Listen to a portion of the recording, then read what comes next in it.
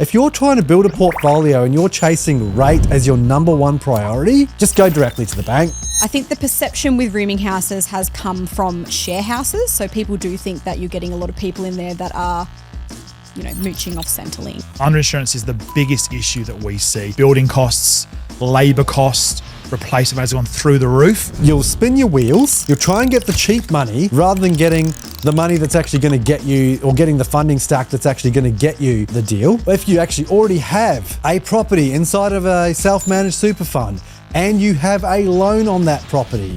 When you are doing the same deal type and you're dealing with the same client type over and over again, your ability to get the options and the strategies to the client in a refined, fast manner. No longer is a property manager just a rent collector for you. For heaven's sake, if it's with one of the major banks, please get in touch with me. I actually helped a client that was on 10.74% get their loans down to about the 7.1% mark. That's almost a 4% saving. Hey everybody, welcome to this episode of Finance This Property That. We have Morgan back. It's part 2, double banger. We're going to talk about today how to structure your property portfolio for tax and lending, because that's what counts. I want to not pay tax, but I want to borrow so much. It's like this constant conversation that I get. So I can't really talk about how to structure tax. Definitely talk about how to structure lending. But what we really want to get to, right? People want to structure, how do we structure a portfolio for not just your next property/loan, but 5? Yeah. Okay. The key thing we talked about in our last episode, and if you haven't listened to it, please go back and listen to it, is you've got to be organised. 100%. 100%. You've got to know that sort of plan around where, and not 100% to where you want to go and what you want to do, but a loose idea. Yep. You can help a loose idea. You can't help no idea. Yeah. Like exactly. you really got to unpack that. So that's what that last episode was all about, is really unpacking that, and we can sort of go into the finer details. Yep. And we're going to go into the finer details, because what I want to cover off today is, some examples of, when to go personal name versus trust versus SMSF. How does that, affect tax? And I can talk about how that affects borrowing power. Then something that comes up like around CGT, so capital gains tax, land tax, that's going to be really big. Income splitting. Yep. And what does an accountant look for? Yep. I know what I look for, but that's got nothing to do with the accountant. I can't give land tax, I can't give CGT information, I can't tell you how to split income, all that sort of stuff. And we'll talk about the lender view. Yeah. I can put that thing. And what are some of your key tips around how do you future-proof finance and tax? You can't, but but how do you? But you can definitely try. Yeah. So 2 things that we really look for when we're doing any sort of structuring, or say, Dion, let's just run through this now as a bit of an example. We go through that whole where do you want to go and what do you want to do. Then we start looking for 2 things when we start talking about structure: tax effectiveness and asset protection. Asset protection is often sort of the ugly stepchild when it comes to this, especially if you're self-employed, because sometimes it all sounds great to put it in your name, but what happens if something goes wrong in your business? You're the director of a company that's in a bit of trouble. Well, then potentially all your assets might be up for grabs. So let's have a bit of a look around that and that asset protection piece. Sometimes for salaried employees, there's not too much risk there. Potentially, let's say like an engineer or a doctor or something like that, there might be that little bit of personal risk. But then tax effectiveness. All right, well, who's in the family? How are we structuring this? What else is going on within the family as well? Does it make sense, in that example of a salaried employee, is the property negatively geared? Well, then it might make sense to actually put it in their name, because we get that tax effectiveness and that benefit of the gearing. But then on the flip side, what's the plan with the property?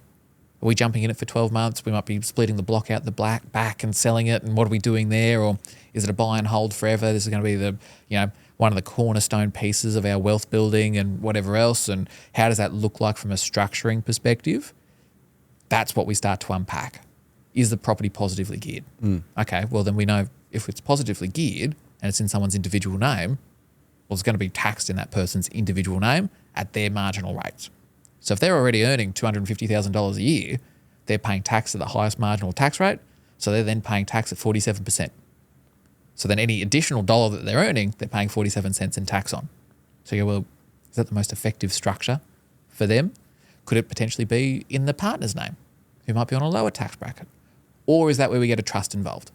Or even a company involved to cap that rate of tax and how we work around that? Then there's the land tax piece to it as well that you've got to consider when you get the structuring involved, because those entities have lower land tax thresholds. So how you plan that portfolio and what you do there, I could probably spend the next 6 hours talking about this, which I'm sure everyone will fall asleep on. Yeah. But those are the tidbits that we start to look for. Tax effectiveness, asset protection, and then you start falling into those other pieces of the strategy as to why And like the and estate how. planning at the end. And Estate planning is huge as to what that looks like as well, because companies and trusts don't necessarily fall into part of your will.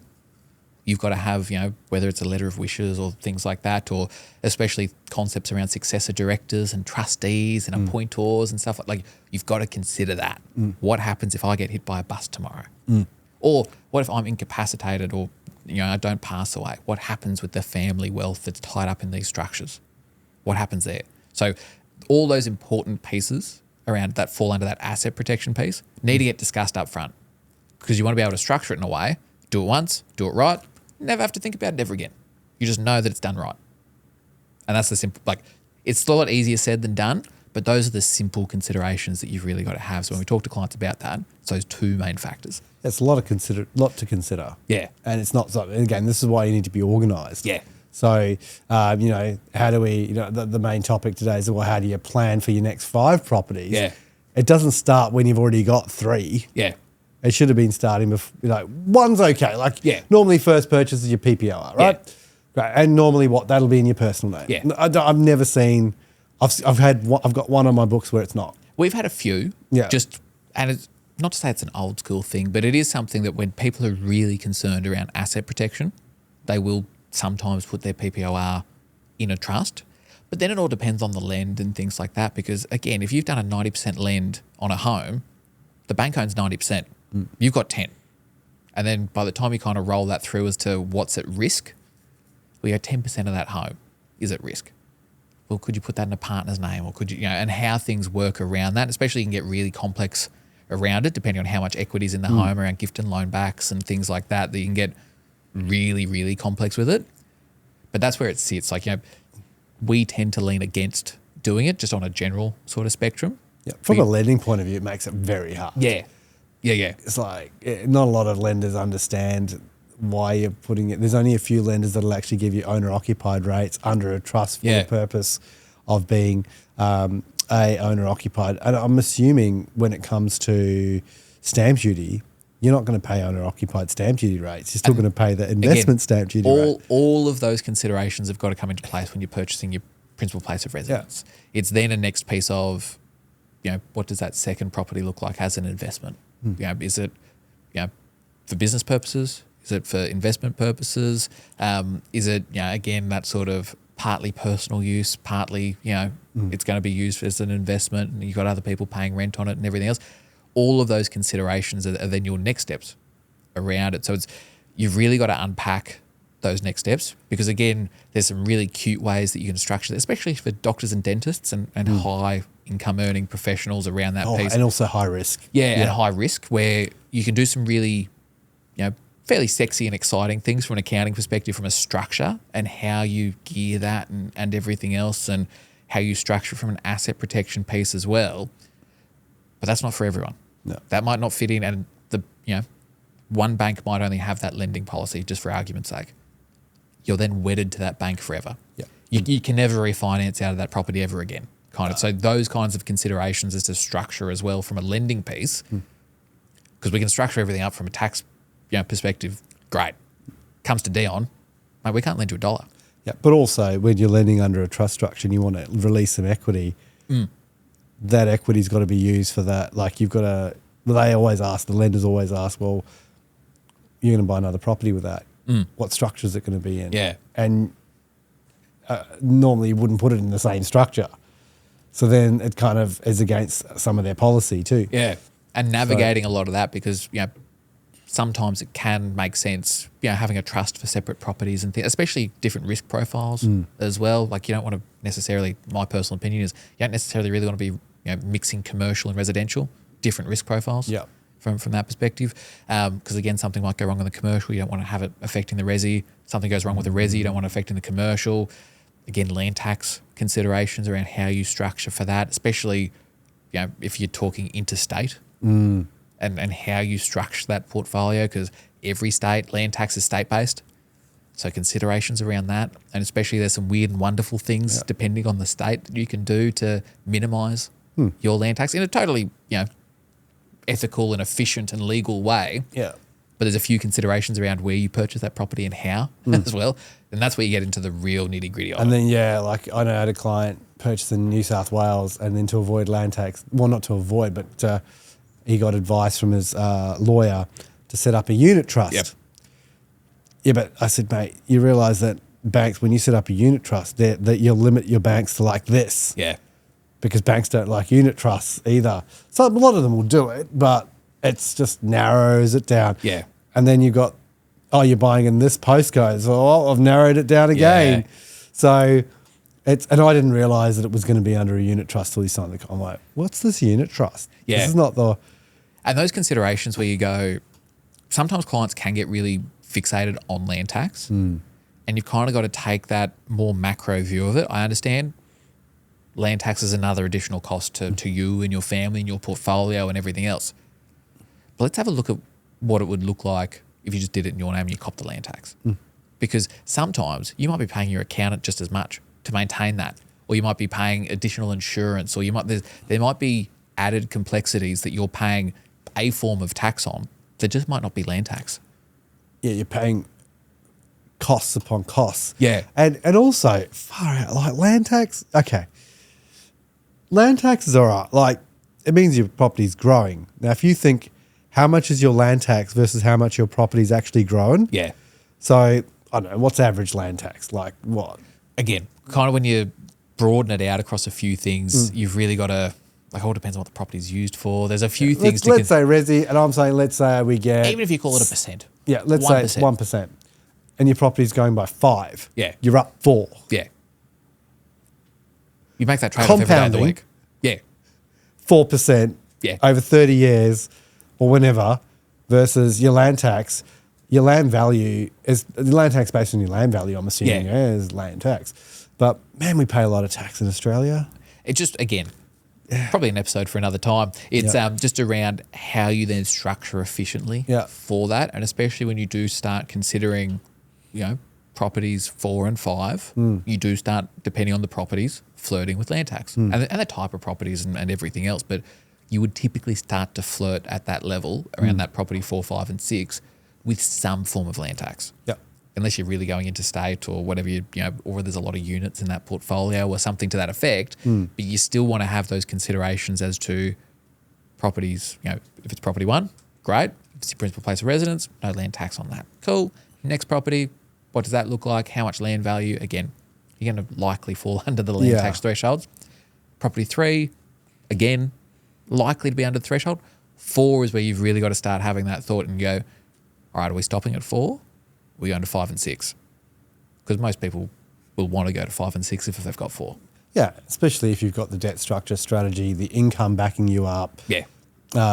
And I'd also say you're in that life stage. Yeah. You're in that aggressive life stage. And that properties, the first 4 properties have done their thing and given you enough equity to go buy property 5 and 6. But, we may even look at property 3 and 4, liquidating property 3 and 4 to go rebuy better quality assets and as property 5 and 6, but just replace property 3 and 4. Yeah.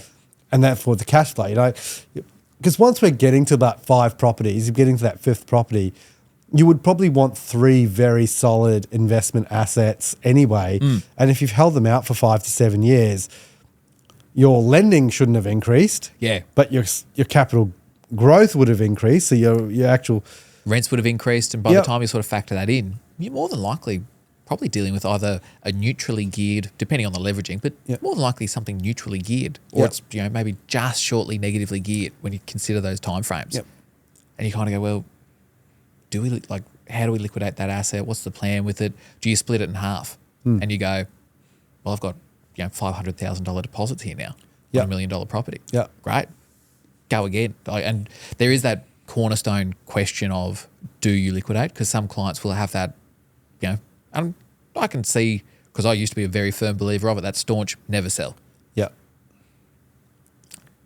More than likely you will sell. Yeah. Like you will have access to better assets, especially as things Don't grow. sell without a purpose. Yeah. Don't sell unless you need to. And if that purpose is, hey, I'm going to liquidate these two assets, but it's going to give, I've only got, they're worth 1.5 mil each, but my debt's only $500,000. Yeah. There's $1 million each here, less your expenses for your real estate agents, take away a bit of CGT, or obviously, CGT, whatever. I'm still going to be left with a good chunk of money that, hey, man, maybe I can go and purchase a really high quality, high yielding commercial asset, maybe, right? And we've got 50% LVR on that or 60% LVR. It's washing its face. I'm getting net income. I don't have to look after the maintenance of the property, all that sort of stuff.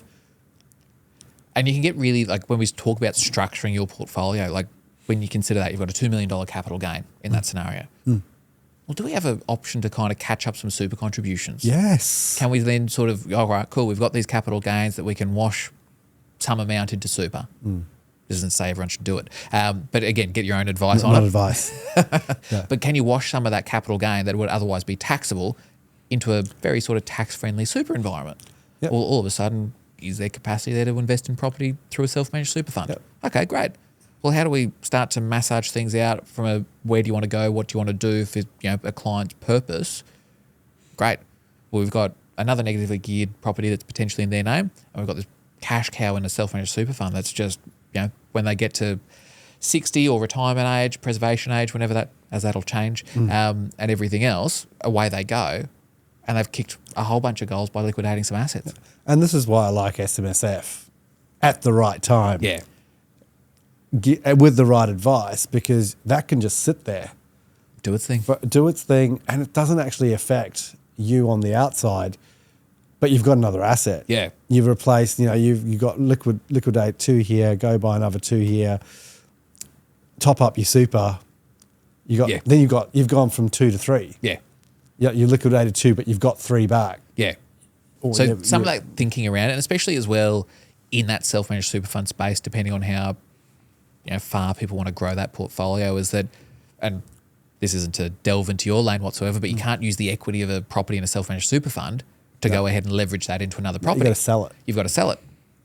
So again, when you think about the structuring of that portfolio and where you want to go within that super space as well, do you liquidate that asset in super? All of a sudden, you might have a deposit there for 3 properties that might all stack up. Yeah, cool, let's go again. Let's do the same thing, but 3 times over. And the compounding of that, depending on where people are at. And you can start to really structure your portfolio quite nicely. Yeah. Depending on where you want to be. But it all takes time. I reckon, we've just talked about it, and it just feels like you can do this in a year. This is like a 5 to 7 year strategy. Yeah. Because you can't, when people don't realize when you buy a property, they don't just have an immediate uplift. No. You got to let time do its thing. Let the market do its thing. Yeah. And it's amazing how much of that stat of, developers, the actual genuine margins they make, like how much of it is the market moving and how much is it the development and value add around that. And you can get, there is definitely some great opportunities around that development space and what happens there. But you think most of the time it's the market moving in a general context. Exactly. It's also very high risk. Yeah. But high risk, high reward, right? Yeah. But it's, I'm going through that at the moment, but that's another talking point. But another beauty, I guess, in SMSF, we're talking about 3 different structures we can lend in: personal trust, company trust, and SMSF. Like once you hit that preservation age, I think it's 60 at the moment. It'll change. Yeah. Like it's always, and again, I can understand and appreciate clients' hesitation around super. Yeah. Because there's constant changing around it. Because again, people go, well, that's a risk. If there's constant regulation change, 60 becomes 65, becomes 70. It's constant regulation change outside of super too. Look at what they're doing. APRA with the debt to income ratios. The DTIs as of. There's always going to be change. Yeah. Lender changes policy. Lender changes rate. The housing market goes down. The housing market goes up. Yeah. And nothing will change the fact that at this particular point in time, super is the most tax efficient investment vehicle we've got going around. Yeah. Income's taxed at 15%. Capital gains are effectively taxed at 10% by the time you consider a few things. You can't get that anywhere else. No. And also, if you pass the preservation, I think 60 at the moment, and they sell the asset after 60, there's no capital gains tax. Knock it into pension phase. Yep. So that account, which was once in accumulation, goes into pension phase. Yep. Earnings on that becomes tax-free. Yeah. So even if you wanted to sit on the asset and just collect the rent and use that to fund your lifestyle, there are a few things that you've got to sort of point out. Not advice. This is not advice. But like what then becomes when you've got property and a self-managed super fund, and especially when you get into pension phase, is you've got minimum drawdown rates. So there's a minimum amount that you have to take out of your super fund as a pension, and that increases as you get older. Yeah. You can't take a brick out of your property and pay a bill. No. So eventually there does come a point in time where you go, we've got to liquidate this asset and recognise the gain that, well, again, tax-free, but recognise the gain on it, and we've got to either keep that in cash, not the best idea, but depending on where you sit. You'll normally have a pretty good financial planner on the other end. That'll help you through all that, because you just can't pull especially as you get to that age, you can't pull a brick out and pay a bill. No. No one's going to accept that. No. Can't take a brick out of your property and go, cool, there's the rates bill, there's the land tax, everything else. You've got to fund that with cash. Not Bitcoin. Yeah. But I think I was holding that one back. Yeah. Dad joke. Sorry, guys. But look, I think that's, again, building. I told you about that client in the other episode where we bought two properties, and we've actually gone from 2 properties to 6 properties in under 12 months. Yeah. Very quickly. Yeah. But we set them up in such a way, and 2 of those properties are actually inside as SMSF. There you go. But they're high income earners. Yeah. They're already at that threshold where she's already, the wife's already paying because she's over 250K a year anyway. Yeah. She's not getting any benefit. Like, mate, let's get some benefit here. Yeah. And he's pretty close to that 250K, paying that Div 293. Yeah. Made sure that Div 293, spoke to the accountant. Div 293 is going to be paid outside of the outside of the super fund, because we don't want it to we don't want it to come out of the super fund. Yeah. We want it the super fund. They bought 2 really good assets in their super fund that will good growth areas, and we've got a crap load still in super. Yeah. But I said they wanted to use all their money. I'm like, no, guys, you've got to look at, I'm not a financial planner, but I can tell you a financial planner will tell you do not use your own money. Yeah. And I'm telling you not to use your own money because we want to make this as neutral, as positive as we can, because we can only service it on rent and your contributions. Yeah. Luckily, your contributions are high, but if your contributions go down, we're going to have some contingencies. I think we ended up with a good buffer at the end. I said, but, and as you grow this, your financial planner may tell you, hey, look, let's invest in this. It's returning 8%. Yep. That'll make up your shortfall, things like that as well. So you get really creative with it. Yeah. But get the advice. But 100%. Like you can only go so far on your own. Yeah. In that piece. And there's so many, just to go back to the other episode, there's so many professionals around there that you can utilize, like a great financial planner that does have that aptitude for a bit of property, a bag of shares, a few different bits and pieces. Doing it that way, I think is a really important, having a financial planner that can do that. Yep. And then having a good broker that understands, mate, you don't need to put all your eggs in one basket on this one property, potentially. Yeah. And then having a good accountant that can structure that up for you and sort of talk pros and cons, and because everything in that structuring piece has pros and cons. And it all depends on what's the ultimate outcome of this property and this portfolio in general. Because if you want to hold on to just that one forever and always, or you might eventually sell it and pay down your own principal place of residence and what have you, different conversations around that piece, especially if you want to get to a portfolio of 5. And again, where you do start to get trusts and where that comes into play and what you do, and especially as a self-employed person, how you then implement trusts and companies and how that interacts with your business as well. Do you have that owner-occupied, business premises? Does that involve a self-managed super fund? Can it even happen in self-managed super fund land? Because again, most self-employed business owners, they kind of think of their business as their super. Yeah, they don't pay themselves super. Which again, another discussion point as to how you go about doing it, but they might have to do it outside of super because they don't have the wealth inside super to be able to do it. Yep, that affects then borrowing capacity. That affects a lot of other things, that could happen. So that's why it's really important to be able to structure it Yeah. out. And, you know, like we said, last episode, be organized, get in early. You know, from a lending point of view, if you don't have the right advice and the right structures, it kills your borrowing capacity. Yeah. And you can't go ahead and like one has to go with the other. You can't lend first and structure later. No. You can't structure later and go, the lending will sort itself out later. They've got to be hand in hand together. Yep. And conversations, planning, the right people. Yep. I still think, you know, if a client is going directly to a bank, you are shooting yourself in the foot. You're never going to grow. Like the bank's always going to say, it doesn't fall within our box. And You don't especially fit. from that piece as well, mate, to ask you the question around like cross security and securitizing loans and things like that. How much would that hamstring someone's Yeah, a portfolio? lot. Yeah, so the same clients that we talk about actually came to me with their loans cross-securitized because it was the easy thing to do. Yeah. But it's not the most effective thing to do when growing a portfolio. So I've only got one client that's cross-securitized in my whole book Yeah, wow. of clients, and it was because they bought the owner-occupied property second. And we needed to reduce. I think we saved them quite a considerable amount in LMI. Yeah, okay. Because if I had to increase the investment loan, I could only go to 90%. Yep. But it would be a higher rate, as we know when we tied an owner occupied and the purpose was owner occupied. They saved like a good 3-4%. That's a no-brainer. It's a no-brainer. But now we've come back, so we're doing some more lending for them. The investment property's increased a crap load. Their owner occ hasn't really increased a hell of a lot. Yeah, okay. So I still have to keep it crossed. Yeah.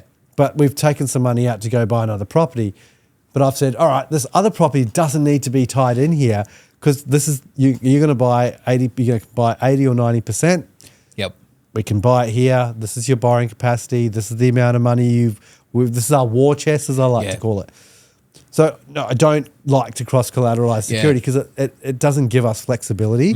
When you're growing a portfolio, we want to be able to be as liquid and as flexible as possible. Yeah. If I want to go take property 2 to another bank without affecting property 1, I want to be able to do that with the least amount of hassle. I know why lenders do it. Yeah. I think it's lazy because they don't have that focus. Like a bank lender won't. They don't. It's all about risk, isn't it? Yeah. It's like, this is just easy. I need Yeah. to do one app. I'll just cross all the securities over. Yeah. Doesn't really matter. Even when I was in Bankland, I never crossed. I hated crossing it over because I knew I'd rather do the extra application to know that I've got flexibility down the track and I don't have to muck around here. Yeah. So again, that's the version of go slow to go fast in my business. It's like, no, man, why I just do it. Do the extra work now because it's going to cause you less work in the future. Yeah. Because you already know you're planning the stuff out.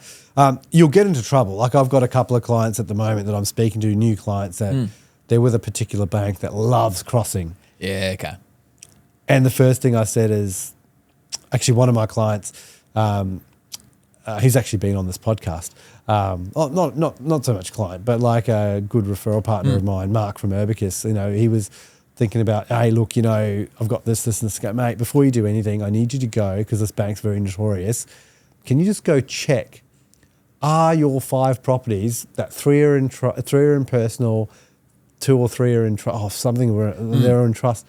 Are they all crossed over? Because you're going to be in a lot of trouble if they are, because they've crossed your personal with your trust lender. Yeah. And he goes, mate. what do you mean? I'm like, can you go? I can't see it. Go do the exercise. And this was about 7 or 8 months ago. I had a chat with him last week, and he's up. He goes, I want to, looking at this. I said, how'd you go with uncrossing your things? Because I remember having this conversation, but I can't remember the outcome. He goes, no, I actually took your advice, got it. The bank manager did it for me because there's plenty of equity. They can all stand alone. Great. Like, fantastic. Now we can not have to touch your personal, your trust stuff, but we can restructure some of your personal stuff. Like, Great. you've got flexibility, my friend. Yeah. We're not hamstrung now to one bank. Which is amazing. Like when you think about how you grow that portfolio 3, 4, 5. Yeah. If you're not married to a bank, well, great. Asset 5 can be with It's bank a vehicle. number 3. I'm just using that vehicle, which is the bank's lending, to drive the bus to the next stop. Yeah. I don't care where you do your banking. Like when I had my loan at Macquarie wasn't my main bank. CBA still had all my banking because it's just easier. Yeah. It kind of looks a little bit different at the moment, but we don't need, you can still do your banking where you want it, as long as if it's an owner occupied and you got bulk cash, put it in an offset against your own home. Regardless of where it is, everything's very quickly with transferring and things like that. It's almost instantaneous. If you need large amounts, just ring them up. They'll do it. Yeah. So whatever. Especially like, again, just you see those sort of traps people fall into around going, well, it's easy, so it's all cross-securitized. Yeah, that's one structure that'll kill your borrowing capacity.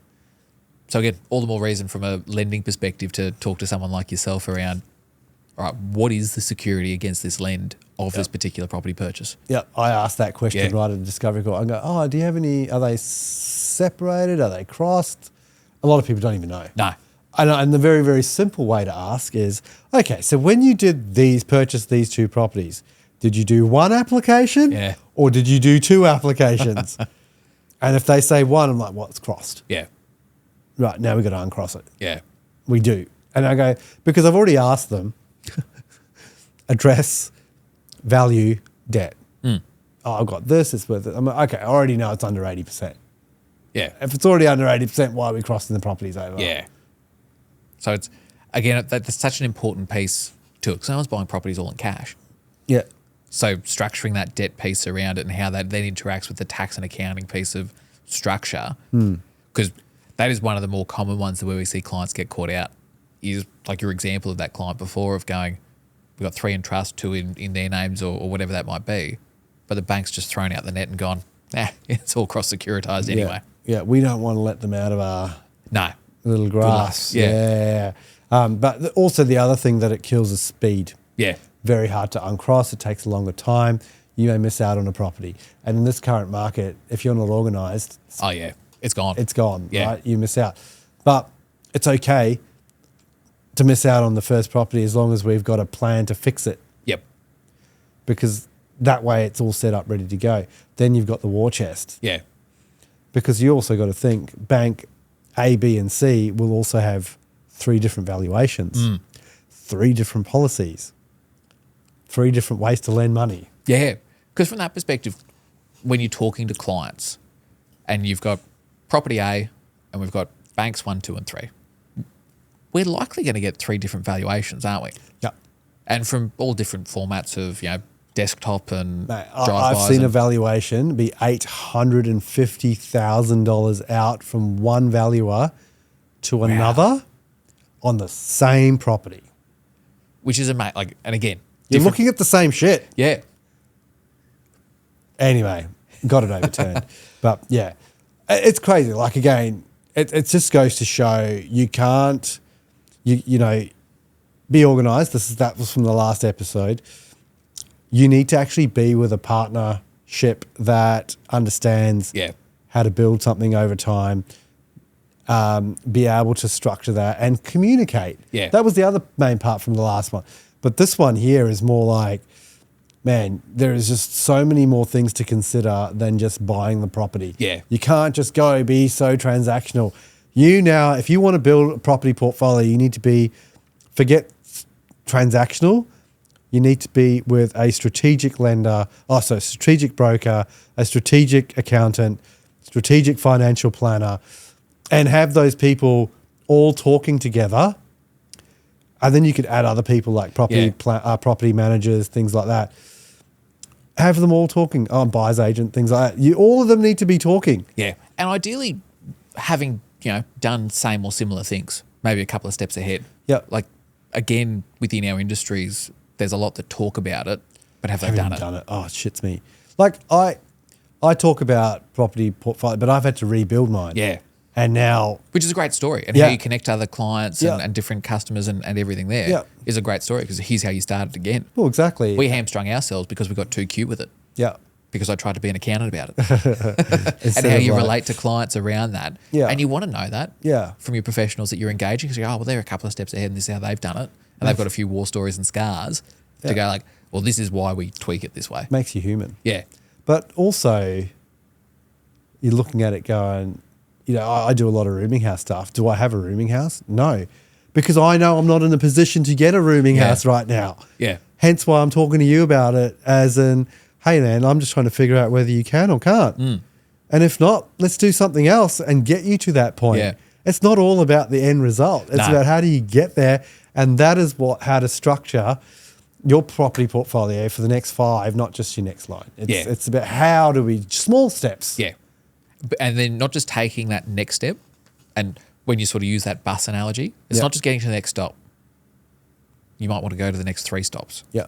And it's not just around, well, you don't want to stop at that next stop.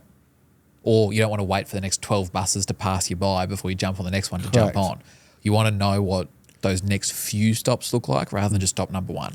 Yeah. Because again, where we see clients get hamstrung is not thinking about steps 2, 3, and 4. Yeah. And also, man, don't surround yourself with yes people. No. You at least want someone challenge. Challenge. If no one's challenging you, you need to challenge yourself. Yep. And people don't though. No. You won't. You don't necessarily always want yeses. And a great idea is a great idea, and you'll hear that from independent people to go, yeah, that's not a bad idea. Go for it. Or if that fits into your plan, go for it. Yep. But you don't want the same people saying yes to you. Yeah, well, Sean and Nicole, I had to say no a couple of times. Yeah. Because I said, you're not ready. Not ready. Give me 6 months, and then you're ready. And as soon as it hit 6 months, it was like, bang, bang, bang. Yeah. And it's like, they're like, oh, yeah, just you got to have a bit of faith. Bit of patience, bit of faith. Yeah. Like it's that piece to it that you just got to let it do its thing. Yeah, exactly. Mate, man, we could keep crapping on. We can. Yeah, we probably have to cut it short. You got to get to your little lunch that you're doing. But again, information on this episode's very general in nature, does not take into consideration your personal circumstances. If you want accounting advice, structure on tax, CGT, land tax, income, all that accounting jazz, Morgan, that's us. how do we get a hold of you? Get onto Instagram. Yep. We're pushing that pretty hard at the moment. So Morgan Patrick Wilson is my handle there. You can also just Google my name and you'll find most profiles and things there. Otherwise, www.credit.com.au, CREDITTE, bit of a funky spelling, which I'm sure we'll put some links around and everything else. But book a discovery call through that and we're ready to rock and roll. Easy. And if you want the financial structural advice that will be able to work with your accountant, really easy, come find me at Dion Finance Specialist on Instagram, Dion Fernandez on LinkedIn. You can also find this podcast, financesproperty.com.au.